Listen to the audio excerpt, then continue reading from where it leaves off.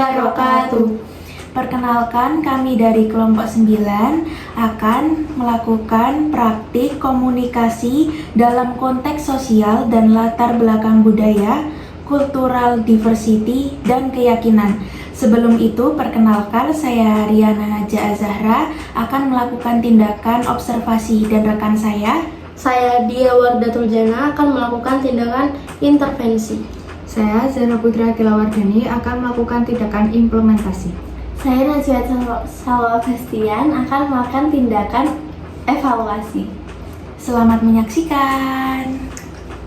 Di sini saya akan membacakan skenario topik 11. Di sebuah tim proyek di kantor terdapat ketegangan antara dua anggota tim, yaitu Ria dan Sisil.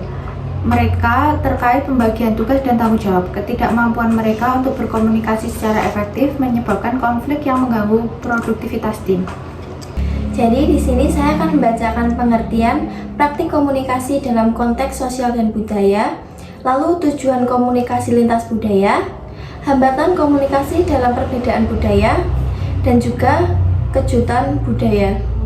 Jadi pengertian praktik komunikasi dalam konteks sosial budaya merujuk pada cara individu atau kelompok berinteraksi dan bertukar informasi yang dipengaruhi oleh nilai, norma, dan keyakinan budaya masing-masing. Cultural diversity adalah keberagaman budaya yang ada dalam suatu masyarakat, mencakup perbedaan dalam bahasa, cara berpikir, adat istiadat, dan tradisi. Lalu, tujuan komunikasi lintas budaya. Yang pertama yaitu memperkuat hubungan, membangun koneksi dan pengertian antara individu dari latar belakang budaya yang berbeda. Yang kedua, mengurangi misunderstanding, yaitu meminimalkan kesalahpahaman yang mungkin timbul akibat perbedaan budaya. Yang ketiga yaitu meningkatkan kerjasama, yaitu mendorong kolaborasi yang lebih baik dalam lingkungan kerja atau sosial. Yang keempat yaitu meningkatkan pengetahuan, yaitu memperluas wawasan dan pemahaman tentang budaya lain. Yang ketiga yaitu hambatan komunikasi dalam perbedaan budaya. Yang pertama, bahasa. Perbedaan bahasa dapat menyebabkan kesulitan dalam menyampaikan pesan. Yang kedua, norma dan nilai. Nilai dan norma yang berbeda dapat mempengaruhi cara orang berinteraksi dan memahami situasi. Yang ketiga yaitu stereotip dan prasangka. Stereotip negatif dapat menghalangi komunikasi yang efektif. Yang keempat yaitu perbedaan gaya komunikasi. Beberapa budaya lebih langsung, sementara yang lain lebih tidak langsung, yang dapat menimbulkan kebingungan. Yang selanjutnya yaitu kejutan budaya. Kejutan budaya merujuk pada perasaan disorientasi yang dialami seseorang ketika menghadapi budaya yang sangat berbeda dari yang biasa mereka kenal. Ini bisa mencangkup rasa bingung, frustasi, atau ketidaknyamanan ketika beradaptasi dengan norma dan kebiasaan baru. Strategi dalam mengatasi perbedaan budaya. Yang pertama yaitu edukasi diri. Mempelajari tentang budaya lain untuk memahami nilai dan norma mereka. Yang kedua, penggunaan bahasa yang sederhana, yaitu menghindari jargon dan istilah kompleks untuk memastikan pesan dapat dipahami. Yang ketiga, aktif mendengarkan, yaitu memberikan perhatian penuh kepada lawan bicara dan menunjukkan minat terhadap pandangan mereka. Yang keempat, menghindari stereotip, yaitu membangun hubungan berdasarkan individu, bukan berdasarkan generalisasi budaya.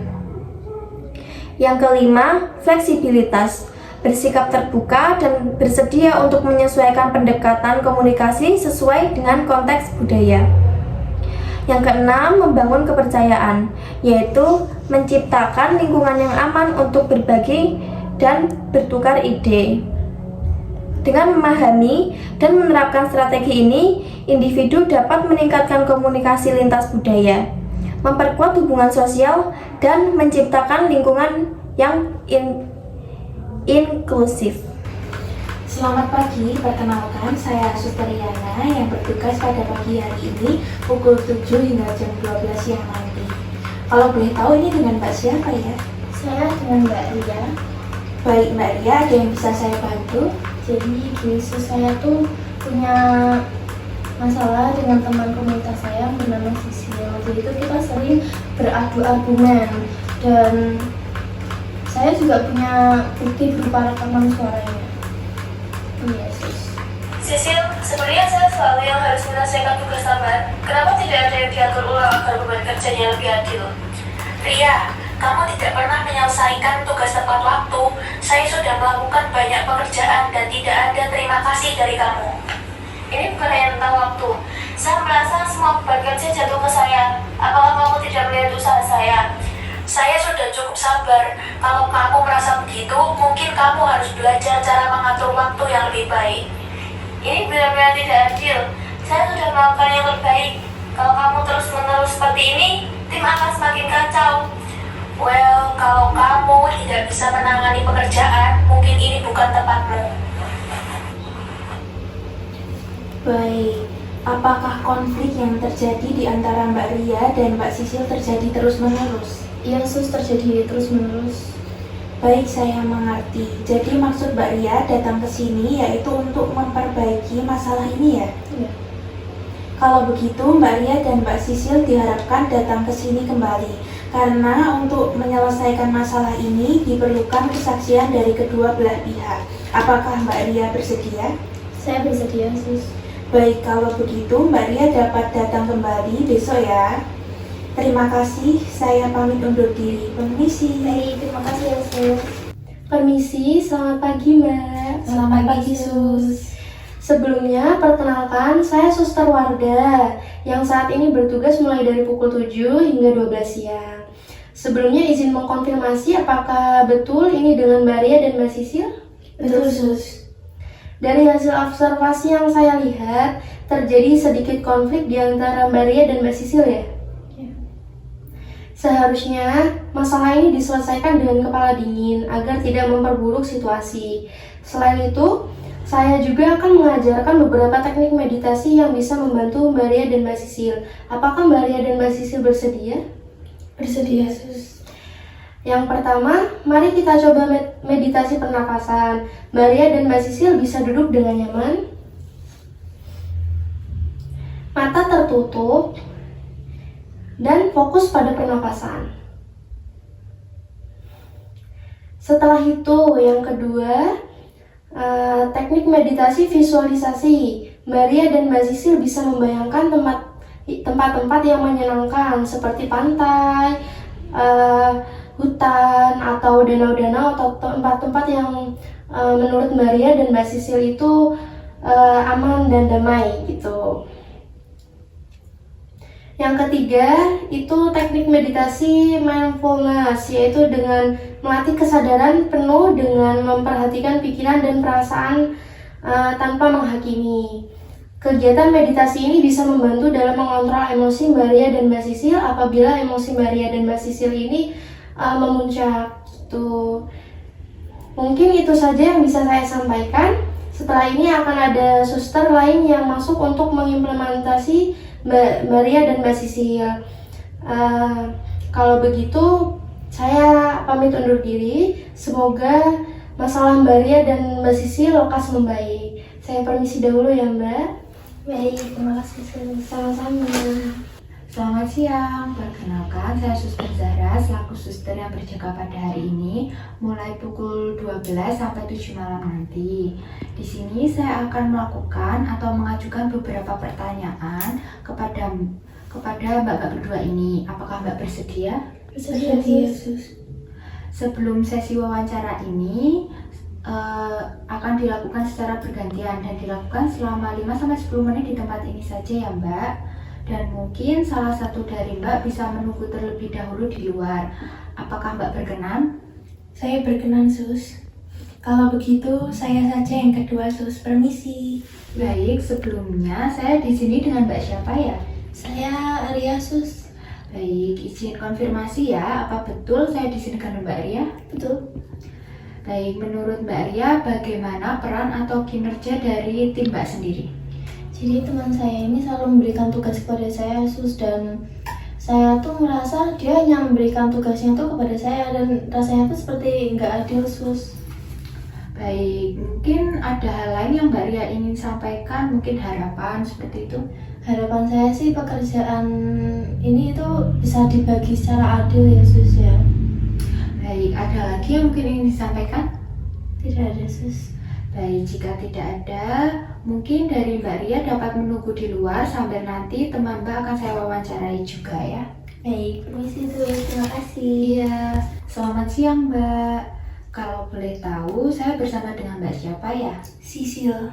Baik, saya izin konfirmasi ulang ya, apa betul saya dengan Mbak Sisil? Betul, Sus.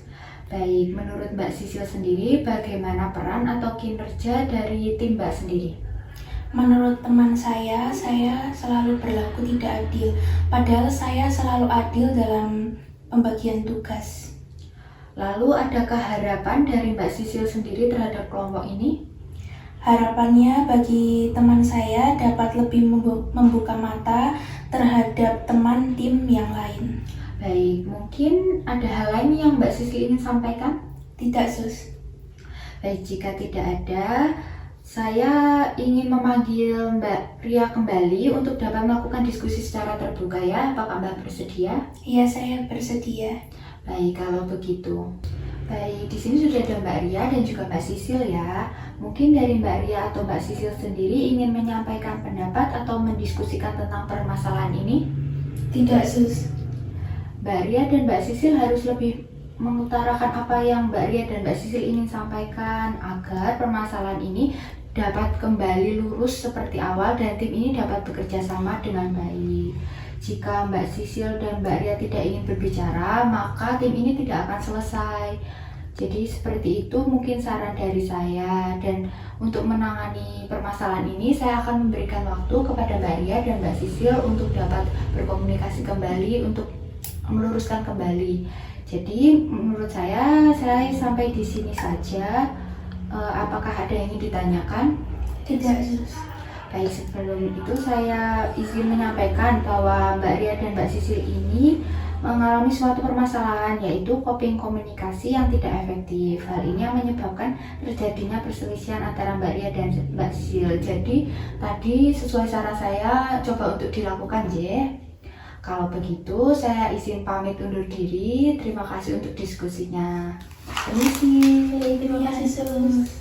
Permisi, selamat siang. Sebelumnya perkenalkan, saya Suster Najwa yang saat ini bertugas untuk shift siang mulai pukul 12 sampai 7 malam nanti ya. Kalau boleh tahu dengan Mbak siapa? Ya, Mbak Ria. Saya dengan Mbak Sisil.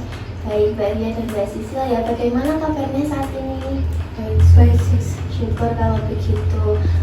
Apakah konflik yang terjadi antara Mbak Ria dan juga Mbak Sisil kemarin sudah membaik?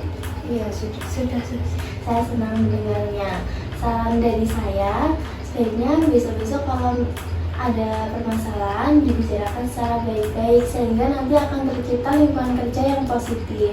Karena terkadang apabila kita berbicara saat emosi tinggi itu akan memperburuk situasi.